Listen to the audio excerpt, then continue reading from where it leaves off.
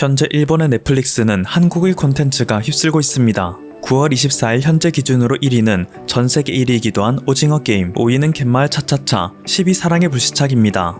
일주일 전이었던 9월 18일에는 슬기로운 의사생활이 1위, 알고 있지만이 8위를 차지하였었기에 현재 일본인들은 넷플릭스에서 한국의 드라마를 정주행하고 있다 해도 과언이 아닌데요. 2019년 한국과 일본의 무역 분쟁이 불거지고 각종 강제징용과 위안부 문제, 초계기 레이더 사건 등 한국과 일본의 마찰이 커짐에 따라서 일본에서는 혐한을 하는 것이 당연한 것 같은 분위기가 만연했습니다.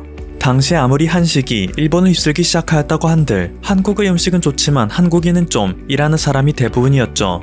그런데 코로나19 팬데믹 사태가 전 세계에 집콕 문화를 퍼뜨리고 이에 따라 수많은 사람들이 집에서 즐길 수 있는 문화를 갈구하게 되자 가뜩이나 가속화되던 한류는 더 이상 거부할 수 없는 대세가 되었습니다.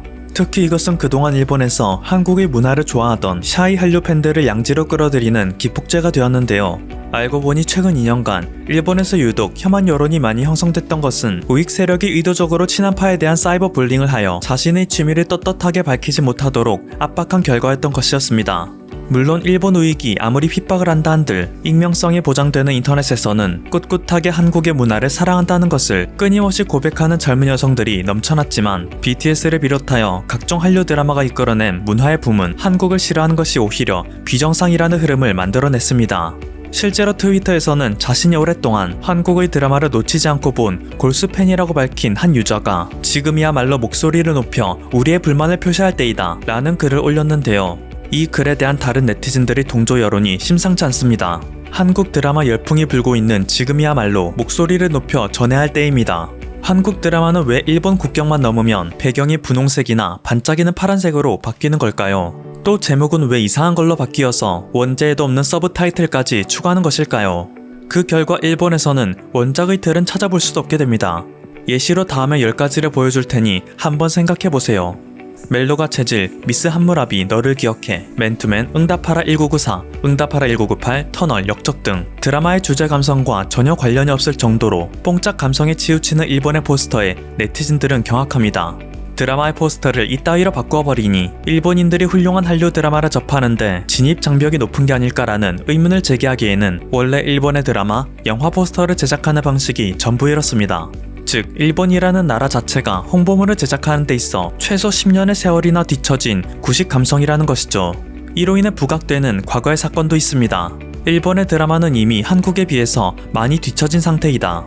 도대체 무엇이 다른지 현장에 직접 가서 느껴보고 싶다 라는 생각을 지녔던 한 배우가 있습니다. 1995년생의 일본 배우 나오가 바로 그녀인데요.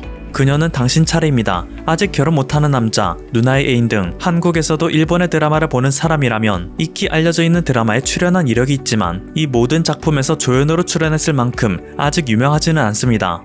그리고 때는 2017년 한국에서 열린 부산국제영화제 당시 나오가 출연한 작품 중 하나인 링사이드 스토리는 부산국제영화제의 초청을 받았습니다. 하지만 이 영화에서도 나오는 단지 조연에 불과했기에 나오는 그토록 가고 싶었던 한국에 갈 기회를 잃어버리고 말았는데요. 한국의 영화 소개 사이트에서는 심지어 그녀의 이름만 실려있을 뿐 사진은 없을 정도이죠. 그런데 그녀는 문득 생각했습니다. 나도 한국 영화제 오프닝을 두 눈으로 직접 보고 싶다. 세계에서 가장 큰 주목을 받는 행사의 레드카펫을 걸어보고 싶다. 그리고 그녀는 결심했습니다. 일단 가보자. 초청도 받지 않았고 아무런 계획도 없었음에도 그녀는 일단 자신의 꿈을 이루기 위해 무작정 한국으로 향한 것이었는데요. 다음은 그녀가 방송에 출연하여 당시 상황을 설명한 것입니다. 제가 초대받은 것은 아니었지만 저희 출연작이 영화제에 출품되는 것은 처음이었기에 어떻게든 눈으로 직접 보고 싶어 서둘러 전날 비행기를 예약해 부산으로 향했죠. 사적인 여행이었기 때문에 사람들 앞에 설만한 옷도 화장품조차 챙기지 않은 채 길에 나섰습니다.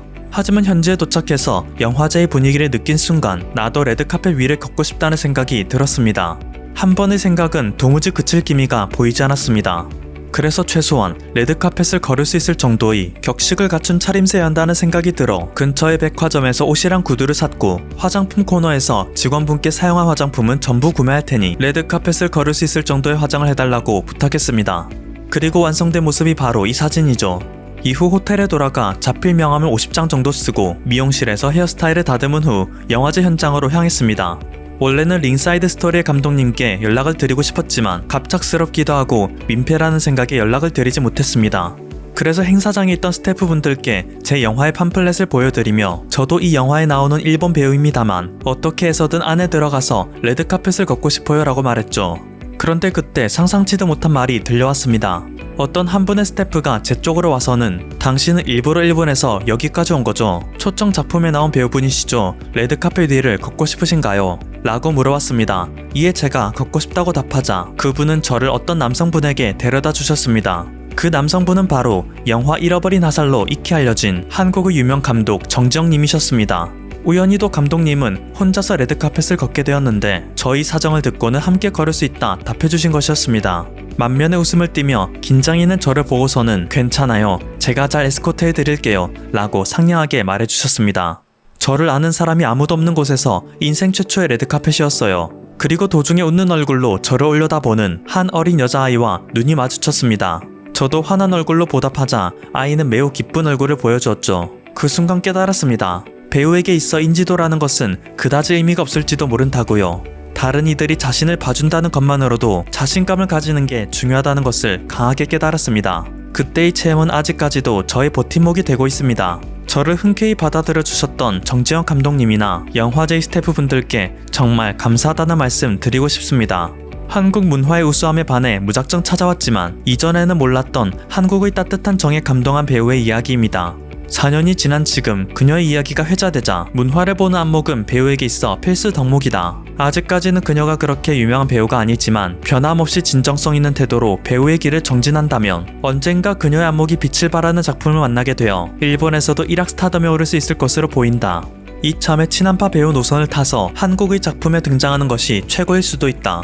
좁은 열도에서만 만족하는 일본의 구식 시장에 있느니 세계 무대를 휩쓸고 있는 한국의 작품에 출연하는 게 그녀의 미래를 위해서 훨씬 좋은 선택일 것이다. 라는 네티즌들의 반응이 잇따르고 있는데요. 이렇게 감동적인 사연이 왜 그때 당시에는 그다지 화제가 되지 않았던 것일까요? 만약 일본의 영화제에서 이런 일이 있었다면 이것이 일본의 따뜻한 문화라며 몇 번이나 부각시켰을 것입니다. 영화화되는 것은 당연했을 테죠. 아마 당시 일본은 쿨재팬 사업을 통해 정부 차원에서 한류를 이기고자 하는 마음이 있었기 때문에 의도적으로 이 사건을 묻어버린 것 같습니다. 일본의 쿨재팬 사업은 2012년 이후 정부가 1조 원가량의 예산을 쏟아부은 문화부흥 프로젝트입니다. 일본의 예의 바름, 동일본 대지진 당시 보여준 강한 인내력과 담합, 후쿠시마 원전 사고에 따른 일본 식품 부정적 인상 없애기 라는 주요 목표와 전략을 갖고 야심차게 실시한 사업인데요. 결과적으로 말하자면 이 사업은 2019년 이대로는 안 된다는 생각에 전격 개정에 나설 정도로 대실패한 사업이 되고 말았습니다. 천문학적인 국민 혈세를 쏟아붓고도 실패한 사업을 포기하기는커녕 더 많은 예산을 투입하여 개정한다는 소식이 들리자 당시 일본의 네티즌들은 차라리 AV를 주력 사업으로 수출하자 라는 자포자기 심정의 댓글을 남기기도 했죠. 아무튼 자신들은 이렇게 정부가 주도하여 발전시키고자 하는 것인데 한국은 민간의 능력만으로 전 세계를 휩쓸고 오히려 일본의 배우가 한국의 배우로 와서 미담을 만들 정도이니 일본의 언론은 나와 부국 영화제 사건을 참담한 심정으로 묻을 수밖에 없었던 것입니다. 그런데 한국의 문화를 사랑하는 일본인들이 양지로 나온다고 해서 그것이 무조건 대세가 되었다는 의미는 아닙니다. 실제로 현재 전세계 1위를 차지하고 있는 오징어 게임의 이전 또 다른 넷플릭스 드라마 DP 역시 일본을 휩쓸었었는데요. 극중 황장수 병장 역으로 열연한 배우 신승호의 인스타그램에서는 한 가지 이상한 점을 찾아볼 수 있었습니다. 지난 8월 15일 배우 신승호는 민족 해방의 사진을 올리며 대한독립 만세라는 글귀를 남겼었죠. 그런데 이를 본 일본의 한류 팬들은 반일이었습니까? 일본을 싫어합니까? 나는 한국을 좋아하는데 저는 일본인입니다. 당신이 반일 활동을 하고 있더라도 저는 당신의 팬입니다. 라는 황당한 댓글을 남겼습니다. 얼마나 역사에 대해 무지하면 대한민국의 배우가 대한민국의 광복을 축하하는 메시지를 남긴 것에 대해 반일이라는 생각을 가질 수 있는 것일까요? 자신들은 전범국 주제에 종전기념일을 축하한다면서 말이죠. 아니 어쩌면 이것은 무지라기보다는 세뇌에 가깝겠습니다. 사실 조금만 생각해보면 조국의 해방을 축하하는 것이 왜 반일이라는 것인지 의문이 들 법도 한데 얼마나 많은 세뇌를 받았으면 그것을 조금의 고민도 없이 반일이라고 단정 지어버리는 것일까요? 오랜 기간 일본은 한국에 비해 강한 소프트 파워를 지니고 있었고 이는 일본인을 포함하여 전 세계인에게 은연적으로 일본은 전쟁의 피해자일 뿐이라는 것을 어필해왔습니다. 그렇기에 식민 지배의 피해자가 가해자로부터 벗어난 것을 반일이라고 규정하는 인지 부조화에 빠지는 일본인이 만연한 것이죠. 하지만 이 역시 한국의 소프트 파워가 강해지면서 지금까지와는 전혀 다른 길을 걷게 될 것으로 보입니다. 당장 지난 9월 독일에서는 일본 정부의 요청을 무시한 채 평화의 소녀상을 1년 더 연장하겠다는 입장을 의회를 통해 의결하였습니다. 만약 이전과 같이 일본의 힘이 더 강했다면 한국의 입장은 생각도 않고 일본의 요청에 따랐을 것입니다. 그런데 이제는 한국의 각종 문화 콘텐츠를 통해 전 세계인은 일본이 저질렀던 만악한 일에 대해 인지하고 있습니다. 그것을 안다면 소녀상이 어떠한 의미를 지닌 것인지, 소녀상을 치운다는 게 무엇을 뜻하는 것인지 모를 수가 없겠죠. 현재 일본의 MZ세대에서는 도한놀이가 인기입니다. 가짜 한국 여행이라 불리는 것은 일본 호텔에서 한국 음식을 먹고 마시며 마치 한국 여행을 온 듯 꾸미고 노는 문화입니다. 안 그래도 한국의 음식, 문화에 빠져 성인이 된다면 반드시 한국 여행을 가고 싶다는 소망을 품던 일본 소녀들인데, 코로나19가 터져 일본이 한국으로부터의 하늘길을 일방적으로 닫고 한국은 상호주의로 일본에게 똑같은 조치를 취하자 이에 분노한 일본 소녀들은 이렇게라도 울분을 풀고 있는 것이죠. 외교적으로는 사이가 좋지 않은 두 나라이지만 일본의 젊은 세대는 한국을 매우 좋아합니다. 언젠가 진짜 한국 여행을 꼭 가고 싶습니다. 일본이 제 아무리 정부 차원에서 언론이 주도하여 한국의 문화를 깔보고 더 나아가 혐한 여론을 주도한다고 한들 탈중앙화가 이루어져 SNS를 통해 진짜 정보를 접할 수 있는 오늘날 더 이상 일본인들이 한국의 문화를 접하는 것을 막을 수는 없습니다.